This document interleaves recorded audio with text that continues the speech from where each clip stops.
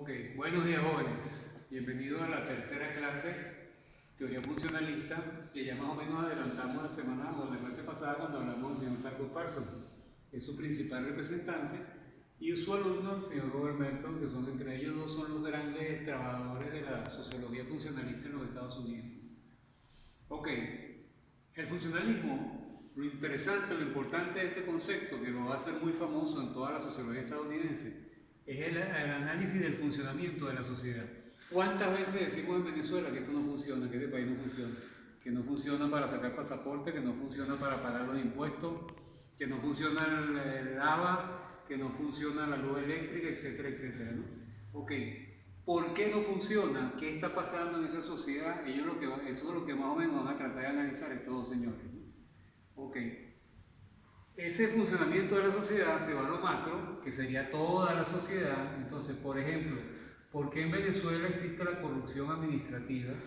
¿Por qué en Venezuela tenemos políticos sinvergüenza? ¿Por qué en Venezuela tenemos políticos buena gente? Tenemos gente honrada, gente corrupta. Hay de todo en esa sociedad, que hace que unos se vayan hacia un extremo y otros al otro extremo.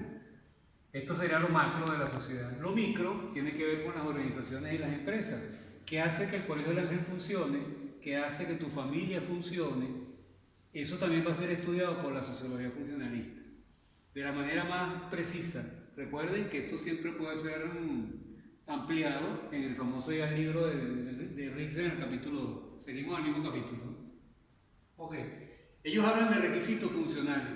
¿Qué se requiere para que la sociedad funcione? Bien fácil. Y vamos a poner ejemplos arrancados de la vida real, como se dice por allí, ¿no? Hay que evitar la dispersión. No debemos trabajar en equipo, ya sea en nuestra casa, ya sea en el colegio, ya sea en el país. Y evitar algo que estamos observando también desde el punto de vista de dispersión, de esa gran cantidad de personas que lamentablemente se han ido a Venezuela, eso que llaman la diáspora. Esa dispersión nos está haciendo mucho daño y eso es una de las cosas que los funcionalistas dicen, hay que evitar. La apatía, esto no tiene remedio, ya no vale la pena seguir luchando para estudiar, para trabajar, para producir. Y bueno, ¿qué hago? Esa apatía evidentemente va a ir en contra de la sociedad. La violencia, que puede ser una violencia de parte del malandro que nos atraca, y quiero hablarlo de la manera más sencilla de entender, como puede ser la violencia institucional del gobierno o de los gobiernos a través de sus mecanismos de seguridad. Esa violencia evidentemente va a ir en contra de una palabrita que muchas veces dejamos en desuso, que es la palabra libertad o la palabra democracia. Las guerras que nos han enseñado a lo largo de la humanidad que no sirven para nada, solo para desaparecer gran cantidad de población y no aportan. Pasan muchos años, muere mucha gente y terminan firmando un tratado y se acabó la guerra. Y por lo general no se ha resuelto nada. El sometimiento, entiéndase como ir en contra de las libertades. Ese sometimiento, que también podemos relacionarlo con la palabra dictadura, hay que evitarlo de todas las formas posibles. Y eso lo observamos en las grandes potencias de hoy en día que se manejan a través de la democracia, con todas las fallas que ésta pueda tener. El desorden social, y vean la constante, desde Comte a Durkheim, a Marx, a Weber, a todos los sociólogos siempre hablan de que hace falta un orden. Por lo tanto, el desorden es contrario al desarrollo de la sociedad. ¿Qué debemos lograr? El consenso social. Unirnos, trabajar juntos para mejorar cualquier actividad, ya sea a nivel de la sociedad o ya sea a nivel de las empresas, de las organizaciones, de nuestra familia. La libertad, pelear por la libertad. El gran recurso que ha tenido el ser humano desde que viene de las cavernas es la búsqueda de una libertad que se consolida después de las dos grandes revoluciones que la vimos en el primer lapso, la Revolución Francesa y la Revolución Industrial. Esta libertad de empresa, libertad para opinar, libertad para moverse, es fundamental para que la sociedad avance. Es muy difícil imaginarse una sociedad avanzada donde no exista libertad. Y quizás esa es la falla de esos regímenes llamados o mal llamados comunistas, fracasaron por eso. El respeto a las leyes, sobra decirlo, el respeto a los reglamentos del colegio, el respeto a los reglamentos de la calle, en general la macroley que es la Constitución Nacional, eso ustedes lo están viendo con la profesora Yelixa, y es vital, ¿no? Orden, libertad, respeto a las leyes. Conceptos fundamentales que nos mandan estos señores Parson y Merton. Rol, ¿cuál es mi rol en la sociedad? En este momento yo soy docente. Yo siempre pongo el ejemplo que si estuviésemos en una clase de computación, por ejemplo, mi rol pasaría al de alumno y a lo mejor a cualquiera de ustedes que sabe más computación que yo se convertiría en el profesor. Entonces los roles varían dependiendo del conocimiento. Y ese conocimiento debe ser premiado. ¿Me explico? Mientras mayor cantidad de conocimiento, deberíamos estar mejor ubicados en la estratificación social. Y esa es una propuesta que viene ya de los positivistas.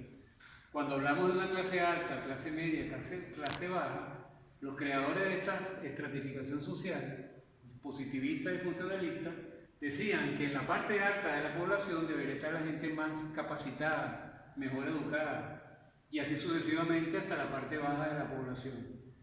Lamentablemente no siempre sucede eso, puede haber mucha gente en la clase alta que no esté bien preparada y llegó por alguna razón allí, pero bueno, no sería la discusión ahora, ¿no? Lo importante es que el rol y el estatus que nos da un trabajo, un conocimiento, nos cambia, nos hace diferentes al resto de las personas. Y eso va a generar la estratificación social, que es la eterna pirámide social que también estarán viendo con la profesora Yelixa en Geografía Económica, donde hablamos, repito, de una clase alta, una clase media y una clase baja. Particularmente en nuestro país tenemos una realidad. La clase media suele decirse que es la clase pensante, la clase profesional, que no necesariamente llega a la clase alta. Y es la clase media la llamada siempre a generar cambio, y eso se ha visto en la historia contemporánea de Venezuela. Entonces vean la vigencia de ese pensamiento, que esta teoría se hizo muy fuerte a partir de los años 40 del siglo XX y hasta los 60 fue la predominante en los Estados Unidos, ¿no? Ok, y por último, ¿y quién puede decir que no? Valores. Valores que lo están viendo, en estos días me enteré por allí que desde preescolar se están viendo valores en el colegio, toda primaria y llegan a quinto año y seguimos viendo valores. Y el orden, que es la constante en todas las teorías sociológicas. Debe haber orden, si no la sociedad genera caos. Ok, esto vamos a revisar el libro de Richter y dentro de la llamada sociología radical vamos a investigar quién fue el autor de la teoría, una o dos propuestas de este señor, máximo 3 propuestas de este señor, y por qué se diferencia, cuáles son las diferencias que existen con el funcionalismo. Esa teoría radical, y les adelanto algo, va a tener varias diferencias con el funcionalismo, porque plantean que el funcionalismo es una teoría muy conservadora y ellos quieren plantearse como una teoría revolucionaria. Ya lo verán cuando revisen eso en el texto de Richter, ¿no? Ok, como de costumbre, cualquier duda, en la medida en que funcionalismo, funcione internet en mi casa, podré tener mayor capacidad de contacto con ustedes. Por lo pronto, a propósito del primer trabajo, de la primera evaluación, ya tengo corregido el salón A y B, y yo mediante mañana de hoy enviar las notas para corregir el C también. Seguimos en contacto, muchas gracias y bueno, aprovechen siempre leyendo el libro capítulo 2 de Richter. Suerte.